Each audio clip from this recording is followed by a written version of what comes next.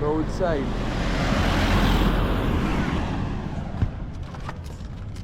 Yo na. Hoy, kain na tayo dito, guys.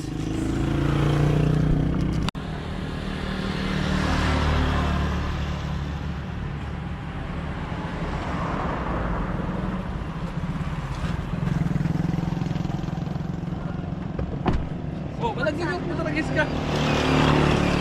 Malalaglag pa. Lunch. Si kuya nakatapak. Good morning, guys. Lunch. Ay, ano, breakfast.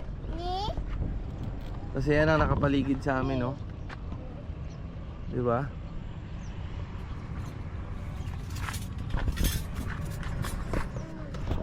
Ang almusal namin ay hotdog and